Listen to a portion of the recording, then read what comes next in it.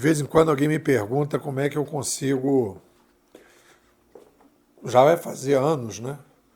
Talvez uns 17, 18 anos aí que eu tenho uma atividade diária de produção de texto e áudio. E eu diria para vocês que eu cheguei onde eu cheguei exatamente por causa dessa disciplina e dessa regularidade. E tem uma coisa engraçada que é você vai trabalhando em cima do texto, da narrativa, né? Melhor chamar de narrativa. Narrativa é o muro, os conceitos são os tijolos, e você vai trabalhando em cima dela e vai aperfeiçoando. É um processo em espiral. Tira um tijolinho que já estava, bota outro, dá uma arrumada, vai melhorando, vai aperfeiçoando, vai polindo. Então, muitas vezes eu repito aqui uma frase, né? Eu já falei sobre isso, vou repetir para falar sobre isso, porque é esse processo, em espiral. Então, ontem, eu peguei a discussão sobre ciência. É uma coisa que eu venho falando há muito tempo. Só que ontem, pela primeira vez, ficou muito nítido para mim a estrutura da ciência, dividida, e aí eu procuro organizar, né? Dividida em 3 etapas, em três blocos, a ética da ciência. A ciência é para quê? Ela tem um fim em si mesmo, aquela discussão toda que os cientistas fazem, que tem que ter lógica, que tem que ter isso, tem que ter aquilo, ou a ciência como uma ferramenta para o sapiens viver melhor? Qual é o objetivo da ciência? Se o cara acha que a ciência é chegar, entre aspas, na verdade, a ciência não vai, o ser humano não vai chegar à verdade. A possibilidade do ser humano chegar à verdade é impossível. Porque a gente se aproxima da verdade, aí eu vou muito de Marcelo Gleiser nisso, né? Quando a gente vai se aproximando da verdade, a gente vai, mentes brilhantes vão pintando, tecnologias novas permitem que a gente veja coisas novas, novos fenômenos vão existindo, e a partir daí a gente vai num se aproximar da verdade e a verdade vai se ampliando. Ele fala do aquário. Você vai ampliando o aquário e cada vez mais a coisa vai ficando mais complexa.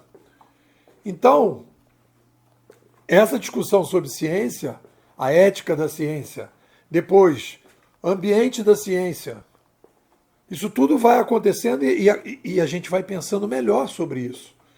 Então, quando eu falo do ambiente da ciência, eu digo, é impossível desenvolver o que eu desenvolvi se eu estivesse num ambiente tradicional, burocratizado. Eu precisei criar a Bimodage para fazer aquilo, para fazer o que a gente faz.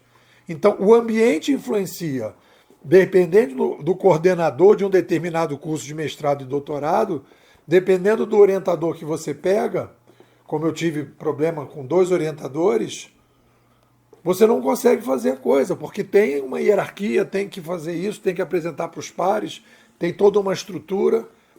Eu tinha uma pessoa que me ajudou muito no mestrado, mas eu me assustei quando ele disse: eu preciso publicar esse artigo que você está falando, essa coisa que você está falando, eu posso citar?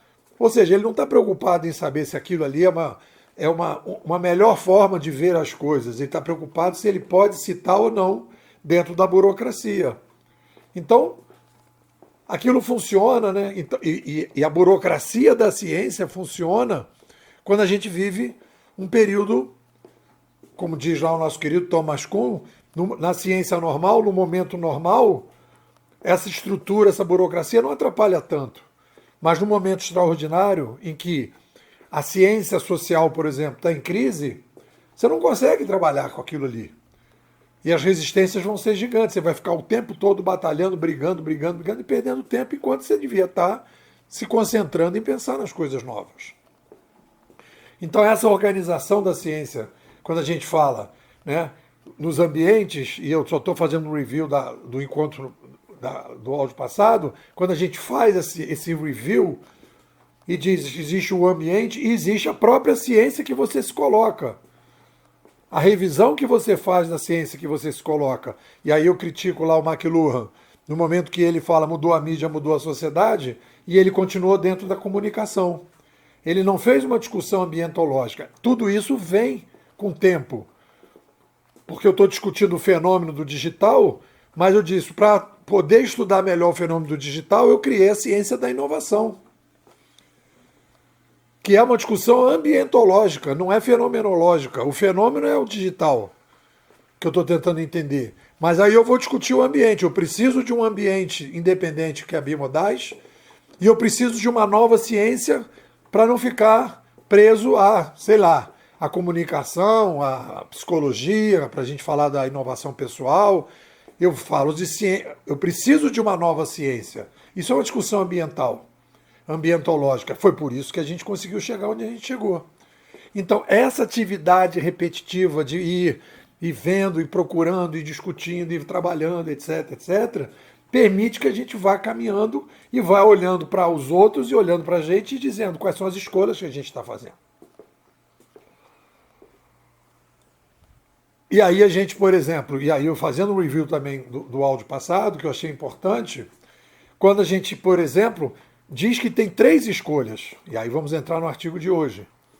A gente faz escolhas. A ciência é produtora de tênis, e esses tênis vão para o supermercado da ciência. E as pessoas, na verdade, estão querendo vender um tênis para você. Qual é a revolução que a gente está passando? É do conhecimento, é da informação, é uma revolução industrial, é uma revolução social, é uma revolução econômica? Que tipo de revolução é? Está lá no mercado, se você entrar lá tem vários tênis de várias cores, oferecendo para você várias coisas. E aí quando a gente diz, na inovação civilizacional, a Bimodais fez a escolha do mediatismo, esse é o nome que surgiu aí recente, mediatismo, nós somos mediatistas, a gente se afina com o McLuhan, se afina com o Pierre Levy, se afina com o Harold Innis, a gente se coloca como mediatista, a gente se afina com Eric Havelock. Nós somos mediatistas, por quê? Porque a gente considera que é a mídia o principal disjuntor das grandes revoluções. Isso é um avanço, isso tem a ver com essa rotina que a gente vai dizendo. Então a gente é mediatista. Quando a gente vai para a inovação organizacional, a gente diz nós somos bimodais administrativos. Porque tem os bimodais que não são administrativos, que é a Gartner, que é não sei quem, que é o gestão do amanhã. Vão fazer 2 áreas separadas, mas a gente diz 2 áreas separadas com 2 modelos de cooperação diferentes, modo lobo e modo formiga. Motor 2, modo formiga, motor 1, modo lobo. E aí a gente vai, e entra no artigo de hoje, quando a gente vai para a inovação pessoal, a gente se diz potencialista. Potencialista. O que é o potencialismo? É o resgate de coisas que já existem, a gente não está dizendo que está inovando nisso, nós estamos resgatando, esse é o papel do renascentista, nós vamos resgatar o Ikigai e nós vamos resgatar os estoicos, em que a gente diz a coisa mais importante do ser humano é desenvolver a sua singularidade. A gente vai brincar um pouco de Mihaly. O Mihaly, quando ele fala em estado de fluxo, ele vai dizer o quê? Né? Ele diz, Flow, o livro dele, Flow, estado de fluxo. Quando você consegue chegar em estado de fluxo, você consegue ter uma vida melhor. Por quê? Porque existe uma relação, existe dentro da gente um determinado tipo de energias que elas só aparecem, elas só são irrigadas dentro da gente quando alguém dentro da gente, aquele eu interno dentro da gente, ele faz o que ele gosta. E aí, naquele momento que ele faz o que ele gosta, a gente fala da plantação Rivotril. Ele produz o Rivotril orgânico. Ele produz uma energia positiva que melhora a nossa capacidade de pensar, melhora a nossa saúde mental e melhora a nossa saúde emocional, melhora a nossa saúde física. E aí quando a gente fala, mas como é que a gente comprova isso? Eu acho que o Ikigai, quando eles fazem aquele documentário, né, das zonas azuis, que eles colocam lá aqueles caras, né, aqueles coroas lá de 100, 110, cento e tantos anos, que praticaram o Ikigai é potencialista. Qual é a demanda? Qual é a vocação? Qual é a paixão? Qual é a viabilidade? Junta tudo isso. O Ikigai é o empreendedorismo milenar. É o Vale do Silício que já foi criado há milênios lá para trás e que defende a singularização e a potencialização. E aí quando a gente diz, a gente é mediatista quando pensa em inovação civilizacional, a gente é bimodal administrativo quando a gente pensa em inovação organizacional, a gente é potencialista quando a gente pensa em inovação pessoal. A gente não esconde isso. A gente defende isso. Porque é isso que é a honestidade científica. A honestidade científica não é você ficar ali enrolando a galera. A gente defende isso. A gente diz claramente, galera, só um negócio. Para que a gente tenha uma vida melhor, desde sempre, é o desenvolvimento da sua singularidade, porque isto potencializa, isso gera o Rivotril orgânico. Ser potencialista, viver o potencialismo é o quê? É você desenvolver a capacidade de se singularizar. Qual é o seu potencial? Qual é a sua capacidade? Aí você vai procurar no mercado pessoas que têm demanda para que você possa sobreviver, viver, ganhar dinheiro com esse processo. E aí você vai trabalhar em cima disso. E aí a gente coloca aqui no artigo que a gente tem 3 bifurcações existenciais. Estava falando com o Léo, na verdade ele vai resgatar a pirâmide de Maslow, que Maslow disse uma coisa mais ou menos parecida, mas ele colocou isso dentro de uma pirâmide. Então a gente tem essas 3 escolhas. A primeira escolha, que é assim a mais simples, porque a gente imita os passarinhos, é a escolha dos passarinhos, que é a sobrevivente. Eu estou na vida para viver, para comer, para tomar café. A gente conhece pessoas que estão assim. Acorda, toma café, não sei o quê, papá, faz o que tem que fazer, etc, tal, papá, vai dormir no dia seguinte e tal. Fica naquele fluxo ali. É o sobrevivente. É o mais fácil, é igual os passarinhos. É a vida do sapiens reduzida a uma vida de passarinho. Aí um pouco mais sofisticado é o cara que começa a ir para o Instagrante. Aí ele já tem lá passado, aí vai um pouco na pirâmide do Maslow. O cara conseguiu um pouquinho passar de sobrevivência e tal, babá. Aí o que ele começa? Ele começa a querer mostrar para os outros que ele é o cara, ou que ela é a cara. Aí começa a querer mostrar para os outros. Cara, eu fico impressionado. A pessoa está na cachoeira, num lugar super bacana e tal, uma opção de coisa ali para ver. Tem borboleta, tem libélula, tá o rio caindo, tem as coisas para fazer. E as pessoas estão ali com aquele celular no pau de selfie, tirando foto, mostrando que ela está ali, e a cara não sei o que, a cara não sei do que lá. A pessoa está mostrando o quê? Cara, curte aquilo ali, parece aqueles turistas japoneses. Cara, curte. Curte aquilo. Aquela história da presença.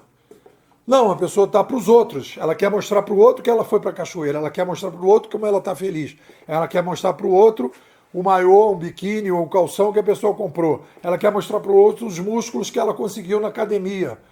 As pessoas vão para a academia não é porque elas estão curtindo, quer mostrar para o outro como ela tem um corpo bacana, etc. Então isso é o Instagrante.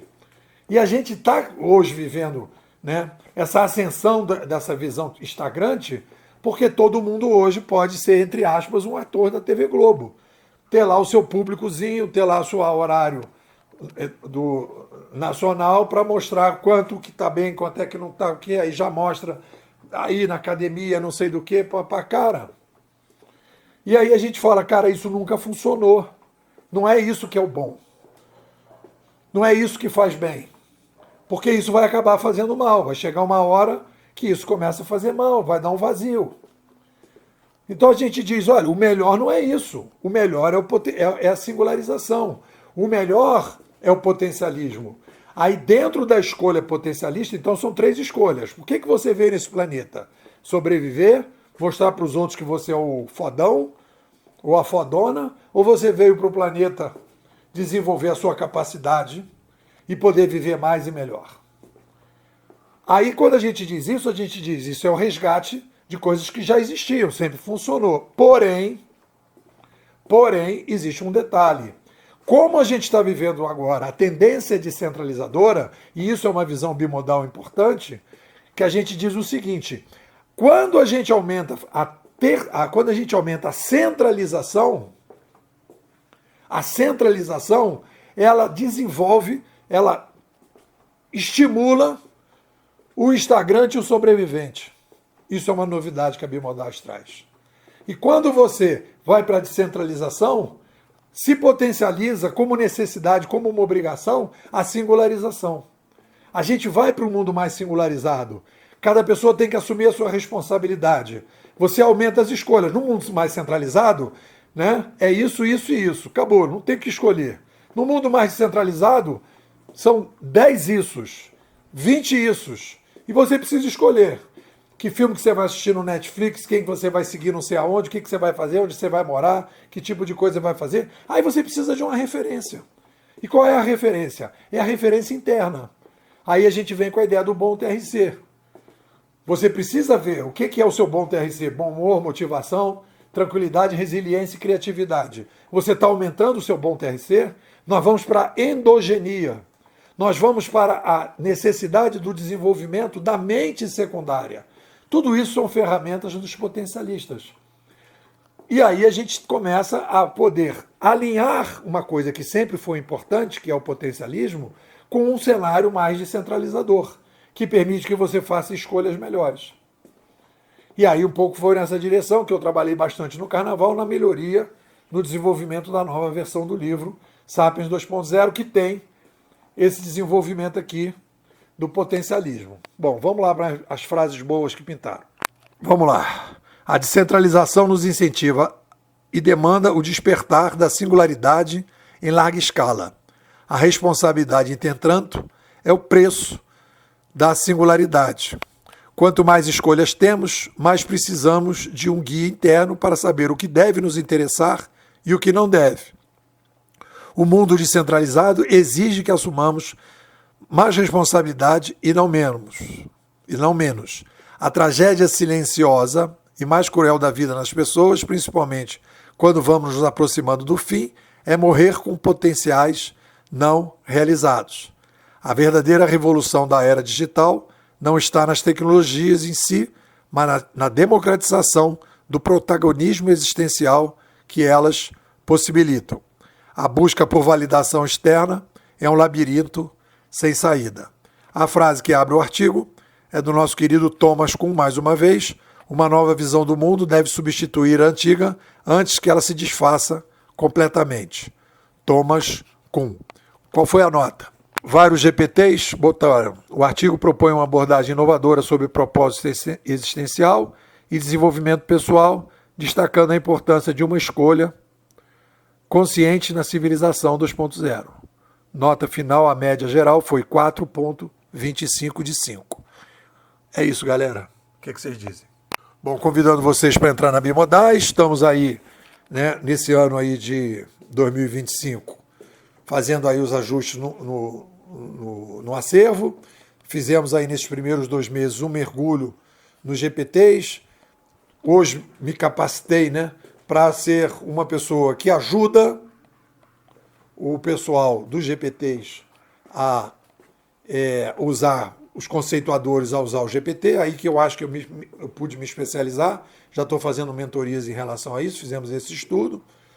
Estamos desenvolvendo também livros de empreendedores diferenciados. Isso aí foi um projeto que está rolando e eu estou fazendo aqui na Bimodais.